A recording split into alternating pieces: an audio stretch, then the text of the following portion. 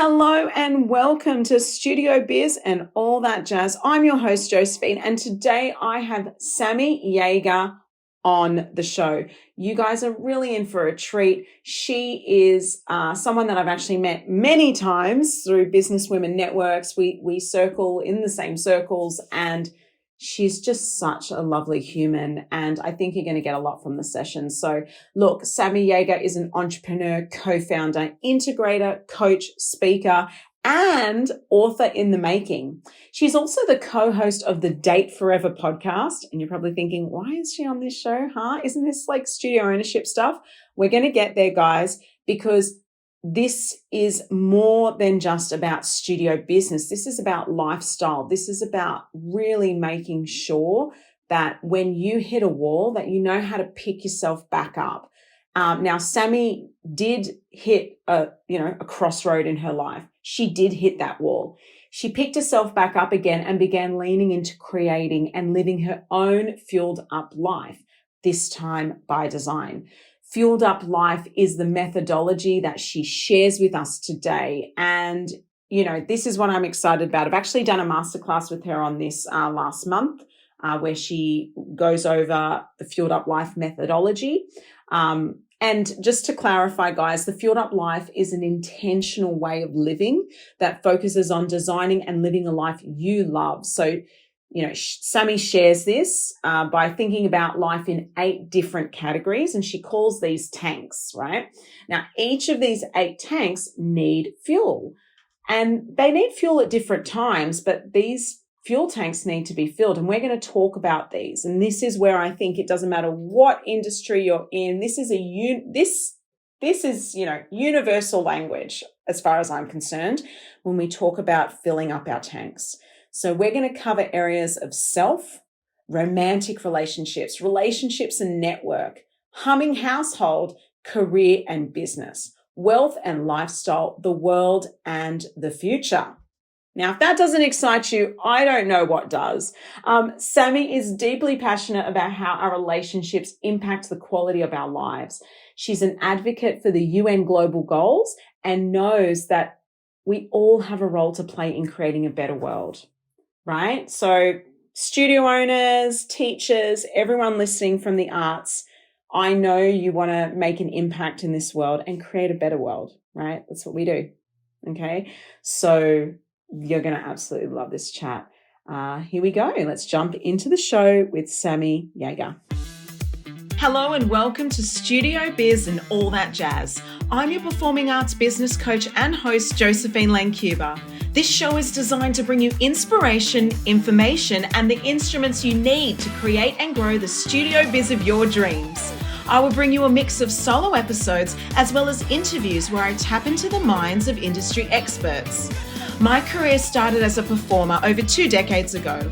I later became a speaker, theatrical producer, and talent manager, as well as having a successful teaching career in singing, drama, and dance. 10 years into my professional journey, I became a mama of 2, and with a baby on my hip, opened up my very own performing arts studio. From hardship and humble beginnings to 4 studio locations and a multi-6-figure performing arts biz, I know how to attract students and keep them coming back for more. And in the show, I will share with you my experiences to help you thrive and fast track your path to success. I know you have a spark inside of you with dreams and goals for the future. As your coach and mentor, I'm here to help you step into your limelight and be a cheerleader in your ear each and every week. So get ready to be entertained and inspired as we talk studio biz and all that jazz. Hello, Sammi Jaeger. Welcome to the show. I'm so excited to have you here. I'm so excited to be here. Thank you so much for having me. Yeah, it's been really cool. I mean, we got to know each other through her Empire Builder network, and that's been really fun. I think as well, the first time I met you in person was at some sort of conference event. It was a year or 2 ago. I can't remember now, but you taught me. This is quite funny because anyone that's watched my socials will know I'm all over it now. Was this about your Instagram stories? I taught you how to how to do an Instagram story. Do you remember that? I This must have been do. 2 years ago. Yeah. Well, congratulations, because you post all the time now. You can't stop me. Yeah. And we shouldn't. Yes. Well, I'm glad that that's your first impression. Help Yes, first. yes. That's a mantra I try and live by. I know. I'm like the granny at the conference going, oh my goodness, Sammi, how do you do this story thing? And you're like, here, let me show you. Oh my gosh, I'll take your photo. Look, you flick here, you flick there, then you can link that, this and that. I'm like, oh, wow, okay, great. And I think sometimes like I kind of knew it, but I just wouldn't do it. I think Yeah. that's like anything, right? We want to do something and then we hesitate, and then someone shows us like, okay, yeah, it's not hard. Just go do the thing. And now I Yeah. And post stories nearly every single day. So there you go. But you're not here for stories. I mean, not those sorts of stories anyway. You're here because you are a wonderful human being who has been a coach, entrepreneur, you're a speaker, you've got you're a co-host of the podcast Date Forever, and you're also the creator of a wonderful program called Fueled Up Life. Now, I heard about Fueled Up Life actually recently because I was in one of you were presenting in a group, and then I heard you on another podcast, and I'm like, oh, this is such a wonderful concept. Mm. And actually, one of the sessions that I was in and you were facilitating it, I got hot seated a little bit there, and I was crying because I'm like, oh my God, I need to fill up my tank. And I was I in think tears, right? And I just thought, yeah, got to get you on the show. crying. You say crying, but I think you were having a breakthrough. Yes, we'll call it a breakthrough, because A I think breakdown that sometimes, was a breakthrough. yeah, not a breakdown, a breakthrough, everyone. And sometimes we need to recognize where we need to fill our tanks. But before we jump into that, because there's lots of great stuff here, we're going to talk about Fueled Up Life, how you got there, and those 8 tanks. I would love to do that. Is the fact that you're very focused on, positive living and, living a life an intentional way. And I love that so much, but it wasn't always like that, was it? No, this this drive or this passion to live a fueled up life and share the framework and the methodology that's really worked for me, and now a lot of our community and some of my clients, was because I severely burnt myself out in my late 20s. I was working in a career. I'd landed a really big, my first big girl job. I was general manager at a training and education company. We had a remote first global team, and this was, pre-global pandemic. So not everybody was remote working at that time. But yeah, I was on the clock a lot. And I burnt myself out. And it all came to a head, and I just knew, like, I don't know what, but not this. This has to change. And I did. I went on a bit of a soul adventure. I did some travel. I took some time off. I did some freelancing. And then I didn't want to come home. And when I really reflected on why I didn't want to come home, it was because I didn't like the life that I'd created. And I really couldn't picture what the future or the vision even looked like, because I'd put so much time and energy into thinking it was going to be a certain way, and then all of a sudden it wasn't. So yeah, I knew that I needed a better way to design my life. And if I was going to do that from the ground up, and I was going to be really intentional and not let it happen by default, I knew I was going to need a framework or a structure or a way that I could check in with myself about how I was living, because I'd really experienced what it was like to go all in just a couple of areas of my life at the expense of all of the others. Yeah. And we do that so often. And a lot of the people listening today are in the arts and they're studio owners. And often when we run these businesses, they're very much led by passion. We get into these sorts of creative industries because we're so passionate. But then what happens is a lot of people in my industry, a lot of studio owners and creatives, they get burnt out. They're feeling undervalued, working around the clock, being the butcher, the baker, and the candlestick maker for their business, and really not prioritizing so many things in their life, especially family. I think that's a really big one. We've got a lot of studio owners who have to teach after school classes, weekends, and they feel like they're missing out on their family life. And how do they juggle that? And then the house falls apart, and then, trying to sort out their finances and feeling bad to charge people for what they're worth because they love what they do. And it's just this vicious cycle of, overwork, underpaid, and all the rest. So I think that's really interesting because you've hit this burnout point, you said, and then you're like, okay, I need to reevaluate. So how did you actually do that? Because we hit this burnout point, we know something's got to change, and that's what you said. Hey, I've recognized something has to change, but then what? What's the next step? Because I think it would be really helpful for people to understand exactly how you stepped out of that burnout phase. So what I did was cry a lot. For about 2 weeks, I took myself to Lombok, Indonesia at the end of this big trip, and my husband went back home to Australia. He had a job to go back to. I did not. And I sort of almost crammed my grieving into this sort of 2-week period where I did a lot of journaling, a lot of reflecting, a lot of looking in the mirror and taking ownership and accountability for my part in what I had created. And yeah, there had been some pretty crappy things that other people had done in and around my career that had resulted in me going like, no, I'm going to step away from this. This is no longer serving me. But I had played a role too. So I did a lot of self-reflection. And one of the big insights that I had through that process was that I'd really neglected my relationship with myself. And it was not in a good way. The way that I valued myself, the way that I perceived myself, the way that I understood myself, my self-awareness, my self-compassion, my self-worth were all just a hot mess, honestly. And it was interesting that you just said, Josephine, that like studio owners and creatives often have a really hard time like charging for their services because they love them so much and they don't inherently see value in what it is that they are creating.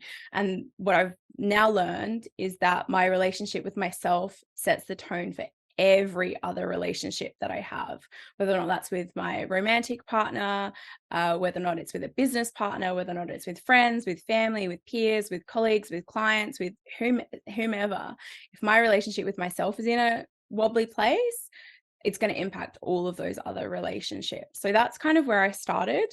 While I was in the aha of that really came about because I went while in Lombok, I hired a wakeboard and a boat for a couple of hours. And that was something that I'd done a lot as a kid, board sports behind a boat. And I had such a great time. I had a couple of really nourishing, fun, playful, energetic hours. And I was just reflecting on it. I was like, when was the last time you did this, Sammi? And the answer was like more than 5 years ago. So I just got curious about like, well, what are all the other things that I actually really love doing that have eroded out of my life? So I started there. I started by getting intentional about the things that I really love doing, and not just paid things, but like seeing the sunrise, going for coastal walks, trying a new cafe rather than going to my default one all of the time, sitting and just journaling. And like, I really recognized I was having a hard time spending time alone, like without some sort of stimulus, without a book or a podcast or someone else on the phone. Like I really deteriorated my relationship with myself to the point where I didn't want to be in my own company, and I needed to be busy and distracted all of the time. So I started there. I started with rebuilding my relationship with myself and building some consistent habits and practices that what I now call is adds fuel to the tank. But the bigger part from there was that I went home and I made the decision that, this freelancing thing had been fun, but I actually don't want to go back to having a job. I'm going all in on backing myself as a business owner and an entrepreneur and working for myself. I don't want to work for someone else anymore.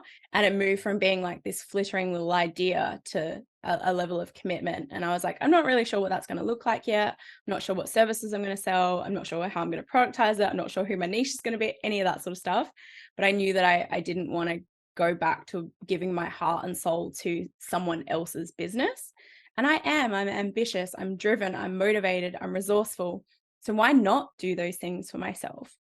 So acknowledging all of that, I had been a meticulous sort of planner and goal setter in probably the 5 or 6 years previous to that as well. And I'd already had some coaching and some leadership development, all of those kinds of things. So I went back through my last sort of few years of planning and goal setting and looked at where had I gone wrong? Where had I been so intentional and yet got it so wrong? And what I realized after peeling through years and years and years of notes and maybe goals that I had brainstormed but not committed to, was that I realized that there were these 8 different areas of my life, and there were quite a few of them that I'd been neglecting for quite a few years. So that's where the Fueled Up Life methodology came from. And now I love that so much, that Fueled Up Life methodology, and we're going to sort of touch on it a little bit in this episode. You can't fully dive in on a podcast episode, but you can be inspired, right? I think what though the key thing that I'm getting from that is, universally, regardless of what business you operate, that connection to your own self, the relationship you have with yourself, really is the thing that will propel everything else positively forward. And I think that is so important, because we do neglect ourselves. We, for us that are parents, we might, it's always about the kids, it's always about the studio, it's always about the students, everyone else but ourselves. And I love that even, you talk about jumping on a wakeboard or a surfboard or whatever it was. And even just that, I mean, a lot of us who are in the arts, we started a studio because we loved to dance. We loved to sing. We loved to perform, act, improvise. And I bet that 90% of the listeners today haven't done a dance class or a singing class for themselves. And I'm not talking about teaching it. I mean, being in it. Yeah, receiving yourself, and just being a student or just being a participant and having fun with it. It's really easy to judge yourself too when you haven't done something like that for such a long time. But I actually went and did some hip hop classes earlier in the year I was never really a great hip hop dancer, let's be honest, but I just did it for fun, and it was fun. And I was like, oh my God, yeah, I can dance. That's right. I remember. Oh yeah, I can move my body. Like I've got something going here, and it's super fun. And yeah, I'm not amazing, and who cares? But I think just neglecting that fun side as well, or the things we love, so that's a really key thing as well. And it's so easy for that stuff to just fall out of your life. Like if you deprioritize and you end up at the bottom of your own to-do list, like that might be okay for a day or a couple of days. But when that starts rolling into like weeks or months or quarters, or in my case, years, like it's scary to be like, this was not my intent. This is not where I planned to arrive, but here I am. Totally. I so agree with that. Let's talk about these 8 tanks. So you talk about eight fuel tanks. So what are they, Sammi? Let's walk through them. Yeah. So what I really realized is that if I don't get intentional about adding fuel to these different 8 areas, I'm going to hit empty. I'm going to hit another version of the burnout I had already been through. And if anyone's even come close to like really awful burnout, I'm not talking like a little bit tired, couple of headaches. I'm talking about like exhaustion, medical issues, not sleeping, anxiety, all of the things, like the proper whole enchilada of burnout. So I realized that these different areas are going to need fuel. So the first one that I already mentioned is my relationship with myself. So fuel in that every day. And I have some really good habits and practices around that now. The second one is romantic relationship. The third one, relationships and network. The fourth one, humming household. The fifth, career and business. 6, wealth and lifestyle. 7, the world. And 8, the future. And so where does someone start? Like so those are the 8. I mean, that's great. But then what exactly does that mean? How does one dive into this and go, how do we prioritize where to start? Because even just looking at 8, you might go, that's overwhelming. How am I going to, contribute to the world and then fix my humming household and then, relationship and it's too much. And then we just get overwhelmed. So where do we start? Where you start is by figuring out where you are. Because if you don't know where you are, it's impossible to know if you've got fuel in the tank to where you want to go. So I've got a resource that people can use to download and grab those 8 and do a little self-diagnostic. So you can grab that at sammijaeger.com/tank check. Pop And that that's in what the you're show going to do. notes as well. Don't worry. Yeah. That'd be great. Thank you. Yeah, that's what you're going to do. You're going to check your tanks and take some time. Doesn't have to be a big thing, a couple of minutes to think about each of those tanks. Where are they at right now, and where would you maybe like them to be? And I know, Josephine, when I led you through this exercise, you had that aha, or that, oh wow, there's one here that's really, really hurting me, and maybe I want that to be different, and maybe that needs to be a priority moving forward. But yeah, figuring out where are you, how much fuel is in the tank, and then there's sort of 4 steps from there. It's about creating clarity. Like, what would full look like in that specific tank? So I think romantic relationship is an easy one to sort of talk about, because we often want the same sort of things. We want healthy, happy, thriving, maybe spontaneous or playful or loving or nurturing or safe. What would that really look like if that romantic relationship was overflowing with fuel? It was 5 out of 5. Like, how often would you be having date nights? How often would you be having sex? How often would you be having deep and meaningful conversations that aren't about like logistics of your house or your life or your kids or your business or whatever? And how connected are you? Like, what would that really, really look like? So start to get clear on all of those 8 tanks, the clarity. And that's probably where the overwhelming part can be, like, oh my gosh, I'm so far away from all of these sort of different areas of where I want it to be, but you can't get there if you don't know what it looks like. And then the second step is about getting consistent. So it might be about identifying 1 or 2 habits or practices that you need to start embedding, so that you can get consistent. And you don't need to change everything all at once, but what is there that you could either start doing or stop doing that would consistently add fuel to that tank?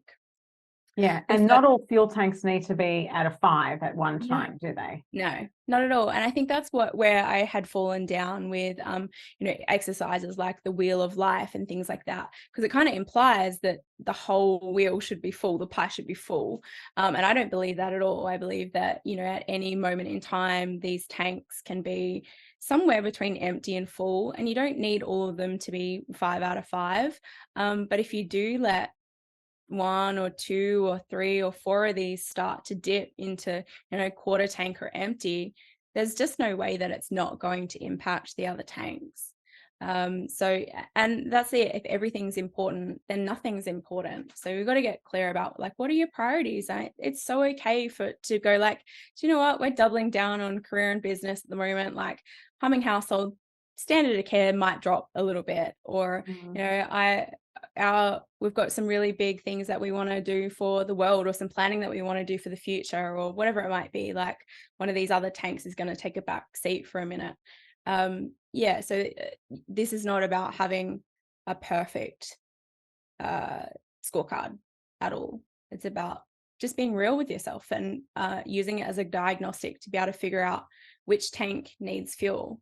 Because sometimes we do fall into that trap where it's like, okay, maybe I'll just go get a bubble bath or a massage, or I'll do some retail therapy, or I'll whatever the maybe marketed self-care is, when in reality, the thing that would actually recalibrate you and add fuel would be spending half an hour or 2 hours cleaning up your home environment, so that you're not bouncing around this stressful, cluttered, uncomfortable space. Or maybe it would be sitting down with your budget and adding some fuel back into your wealth and lifestyle, so that you can be proactive rather than reactive in that space.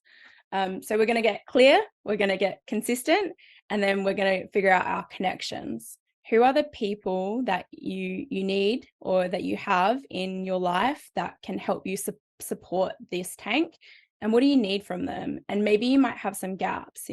When I very first made that commitment that I wanted to work for myself, I had some big gaps in my relationship and network, like big gaps, because most of the people that I knew were employees. Like I'd had a lot of clients from from the role that I was in who were business owners, but they weren't my personal relationships or network. They were like by extension. So one of the things that I did was commit to, you mentioned right at the beginning, Her Empire Builder, because I really needed to get around other women who were doing what I wanted to do.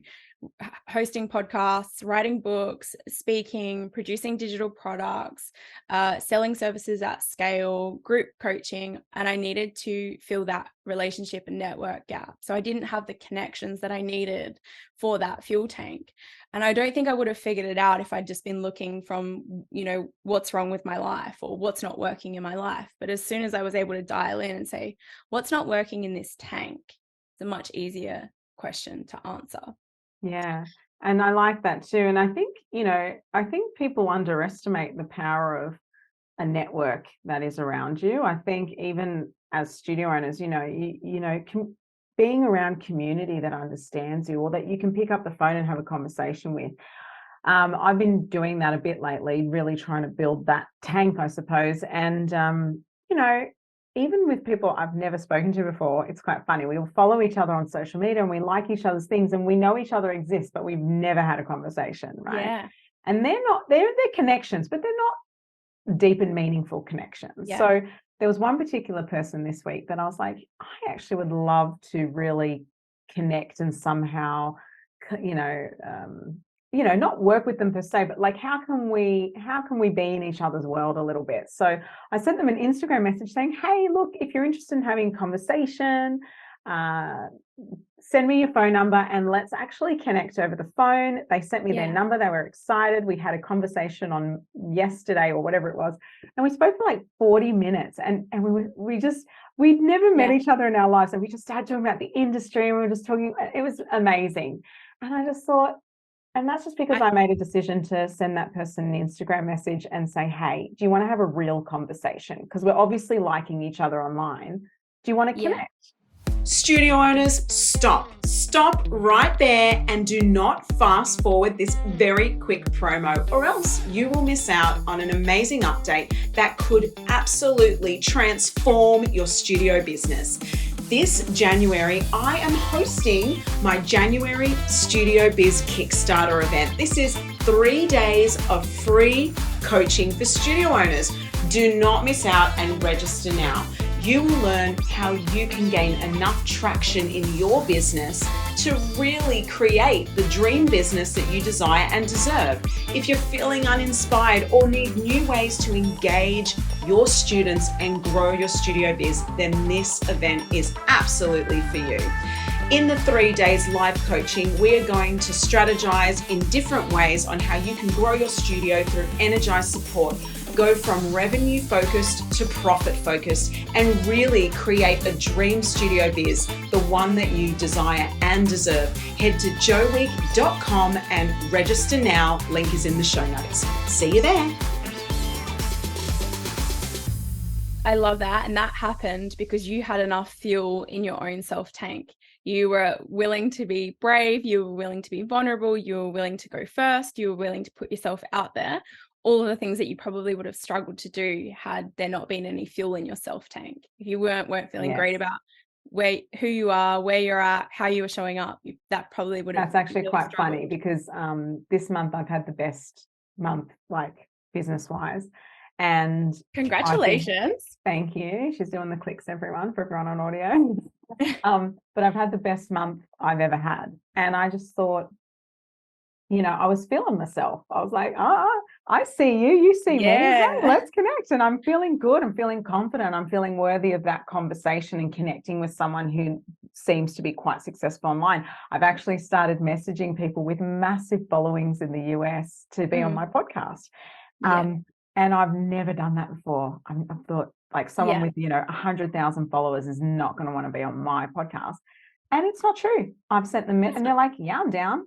I'm like, cool. Here's a link. You could not have set that up better for me if you had tried.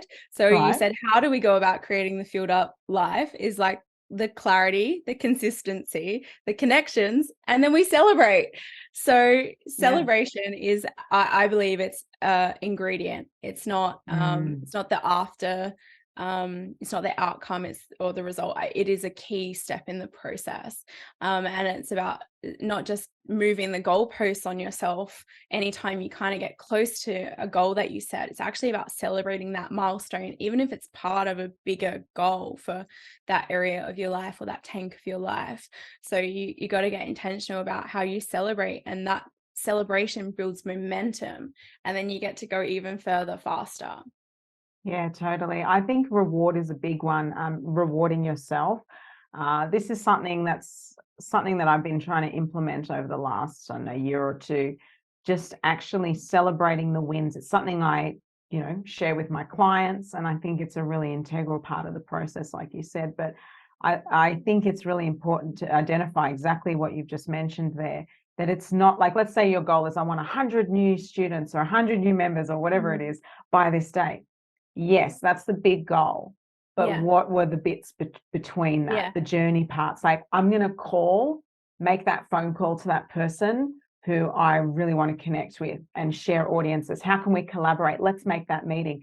That little phone call could be the celebration. It doesn't have to be the end result per se. It's all of those little bit parts on the journey. Like, hey, I've made room in the schedule so that extra class is possible. And now we're going to I've actually done it. I've restructured my schedule to make this possible. So little things like that. It doesn't have to be the big, oh, we made $1 million. I think sometimes people wait for the big moment. And if it doesn't come, it's like you're a failure, and you never, ever get to celebrate those little micro wins along the way. Yeah, absolutely. And there's so many, like when you consider any big goal, there's probably at least 10 or 12 sort of key milestone moments in achieving it. Like what's the little celebration that's going to happen at those moments in time? And it really does. It builds momentum, it builds progress. And something that I learned, I think it was from Declan Edwards, who runs BU Happiness College, that we change when we feel good.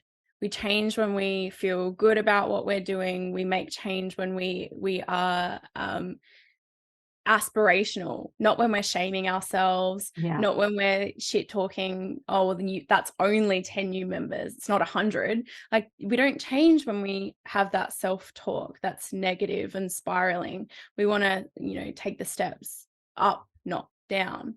So I think celebration is a really, really important part of the process, and carving out time for it. Yes. And you know what? We all do it. I still do it. Like, I talk about celebrating the wins and all the things, but I'll still have those moments where I'm like, I only got this, or I only did that. And sometimes I have to go, oh, stop it. Oh.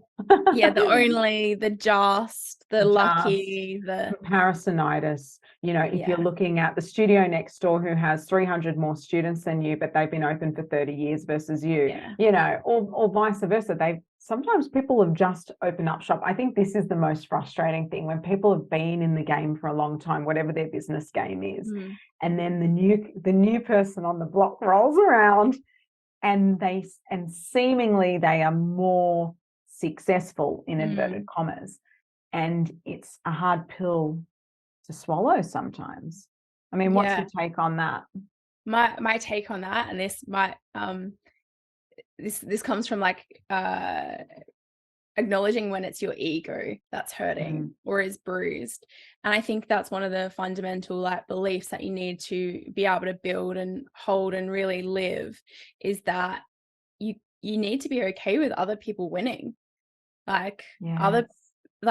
If you are from that scarcity mindset that there's only a finite number of anything, whether or not it's members or students or opportunities or speaking gigs or podcast downloads, you've got to be okay with other people winning. And often we will get further when we do collaborate, even if it is with what might be perceived as your competitors. But I imagine that if you're a studio owner, your real you might have the goal of your revenue goals and your personal goals, and I'm sure like underneath all of that is like you want more people dancing, singing, experiencing joy, like whatever the thing is, so you actually have the same goal. Yes, absolutely. It is so true.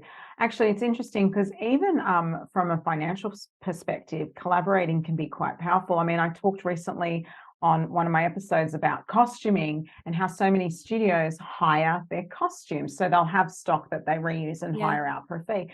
And I thought, how amazing would it be if you knew the studios around you, you all do hiring and you could Yeah. actually repurpose your costumes and costumes. connect with each other and say, hey, we're not using this season. Why don't we barter swap? I'll use your, you know, like, let's do some, let's collaborate. Let's use our resources. Let's pull resources together.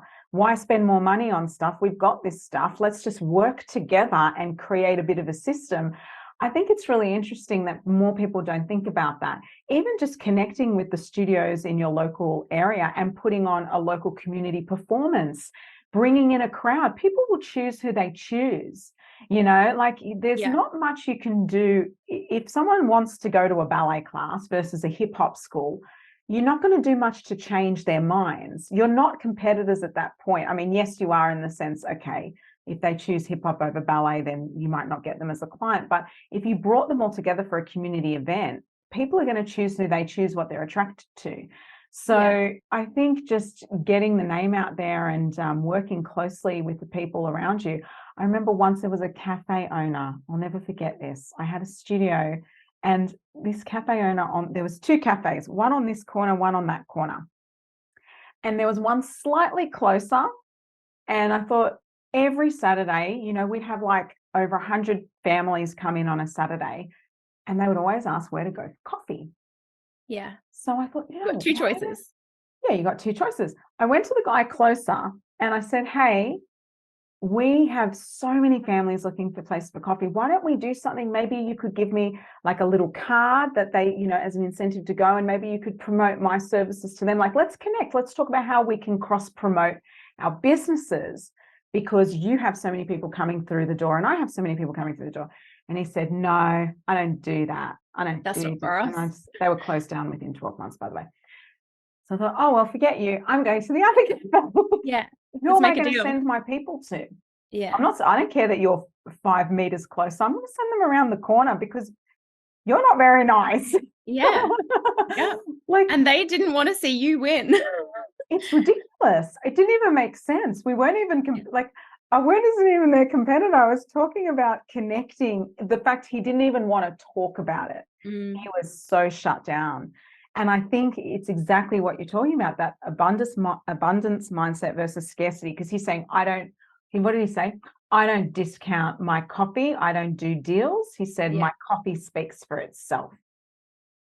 Well, obviously not. It's shut down in 12 months. It spoke, and the answer was, it's not very delicious. Or the service is not very great. No. Something went wrong there. Yeah. I don't know. I really do. I believe in collaboration, not competition. But I do believe that there's sometimes a challenge there with getting over their ego. And not everything is for everyone. And there could be 1,000 reasons why someone's choosing one studio or service over another. That could be geography, it could be values, it could be cost, it could be like the time of the service that's available. Like, it's not always going to be that they don't like you. Yeah, totally. Not like the coffee man. Not like the coffee man, which we don't like. We don't like the coffee man. Okay, so before we sort of wrap up, I love the chat we've had today. I think mindset and all of these different tanks and all of the things that you're talking about are universal conversations, regardless of industry, regardless of what you do. I truly believe that we need to start thinking about these different areas of our lives and how we can actually, you know, fill up our cup, fill up our tank. I love that. Who or what inspires you? Like, where does this come from? Who or what inspires you? Everyone and everything, which sounds like such a lukewarm answer, but I feel so inspired and by people who are brave enough to start a business, people who are brave enough to solve a problem that isn't theirs to solve. And that's what entrepreneurs do. They identify a problem and then they go about solving it. And it's for not just themselves, but for the community and in a lot of cases, the world. I get inspired by people who want to stand for something more than making money. We have this beautiful vehicle of business where we can do more than make money. We can make impact. We can really influence the community. We can rally around solving a bigger problem for the world, or making a really big impact in an industry, or the way that policy is shaped, or whatever it might be. So I get inspired by a lot of things, but I don't know. Does that answer the question? Totally. Yeah, absolutely. I mean, I know you're doing, what's the thing that you're doing with the UN? Talk about that just for Yeah. a moment. So I touched on the tank, the world, and I really believe that we all have a unique set of skills or area of genius, the thing that we are really, really great at. And I feel like to keep that tank filled up, we need to be using that skill, that special gift or talent regularly. And it like adds rocket fuel when you get to use that unique gift or talent while also making an impact in the world. So the United Nations developed 17 global goals, and they are effectively like the world's biggest problems that we all need to contribute to solving. So it ranges everything from no poverty, gender equality, strong systems and justice and peace, life below land, all of the things that you possibly, sustainability, all of the things that you think of when we think, oh gosh, the world's got some work to do. So yeah, I really actively give to projects that align with global goal number 4, quality education, because I really feel that, and I mean, all of our studio owners listening, you're in the education business, you're teaching other people a skill set that they didn't have when they arrive with you. And when we invest in education, we have the opportunity to rise up the individuals and then the communities and the countries and get them up and out of poverty as fast as possible. So yeah, I really love that framework. And if you've got an inkling while you're listening to this that, hey, maybe there's something cool that our studio or our business could be contributing to, go check out the United Nations Global Goals and see what resonates for you and what problem you want to contribute to solving. Yeah, and it doesn't have to be like the world as in the scope of the globe. It can be literally within your community, but it really is about how can you contribute. Yeah. And I love that so much. So that's really cool. I mean, what, I guess, how do you define success? Like, what does success look like to you? Yeah, this is another thing about why I created this framework, and something that I really needed to be able to define what success looks like for me, for myself and my husband Nathan, and for our home, our life, our relationship. And that's what thinking about these 8 different tanks has really given me, is that I'm able to define success for each of these 8 different tanks. I'm able to get really clear about, like, what does my beautiful humming household look like, and what am I striving for? I really hate doing laundry, don't like doing laundry, not good at it. So there's going to be a milestone success for me when I've 100% outsourced that task. I'm not there yet, but I look forward to being there, and that will be bloody success for me, like not having to wash and fold and dry clean and press and iron my clothes. Like, I can't wait for that. But then success also looks like being able to show up at date night and be truly present, and be able to be with my husband and not have 1,000 other chattering things in my mind. Isn't that the entrepreneur's mind? yeah. Hey, I didn't say I've nailed it, but that's success for me. Success is being able to prioritize going for a surf or a run or be at the beach. Totally. So that's what really adds fuel to my tank. And all of those things might sound like unappealing to you, but you would have your own things that just sound delicious. So I don't think success is linear. I think we get to just define what success looks like for ourselves, for what our wealth looks like, what our lifestyle looks like. Yes. And it doesn't have to be off the postcard that someone sent you. No, not at all. Totally. Yeah. I love that. And so what's next for Sammi? So lots of things. Mhm. I am an entrepreneur, so I outside of the Fueled Up Life, I have a couple of other businesses as well with business partners. So I've got some cool things in the pipeline for that. But yeah, I'm looking forward to writing and publishing my book, The Fueled Up Life, working title, So in good. 2020. Yeah, in 2024. It's been a project that's been on my goals for, I reckon, probably 3 or 4 years now. But I feel like 2024 is the year. Have you Uh, started, or you're just I have, putting it out yeah. into the universe? Yeah, no, I've started. I've got the book Great. synopsis, I've got the chapter structure, I've got some ideas down, I've got the coach that I want to work with, but how do I actually edit it, get it on Amazon, onto Audible? No idea. Yeah, So that's next. that's the next part. I'm launching the Fueled Up Life lab membership in 2024 as well. So if you want some accountability and an opportunity to dive a little deeper into each of these fuel tanks, we're going to get together every month, do a little bit of self-reflection, what's working, what's not, which tanks need fuel, and a guest expert teaching a skill or sharing some knowledge around one of those tanks. So if you're interested in that, jump on my website, sammijaeger.com, and you'll find all the info there. But those are the big ones. And Yeah, I'm and looking where forward to some can time off. I love it. I love it. It's so good. And I think just the name, it's so good. I think you're going to smash it. That's such a Thank great you. title, book title too. Okay, so you've already said where they can find you on the website. We'll make sure we pop a link in the show notes. Where can people find you online generally? Where they can Yes, go? my most social place on the internet is Instagram. So I'm at Sammi somewhere, and I'm Sammi with an I, and it's Sammi somewhere because I'm always somewhere. I love that so much. All right, well, thank you so much for being on the show. I really appreciate it. And I think everyone's going to get so much from this chat. So thanks again. Thanks, Josephine. This episode was brought to you by my signature group coaching program, Studio Biz Success, an amazing and accessible online educational platform for performing arts studio owners designed to help you grow your business with confidence and get your results.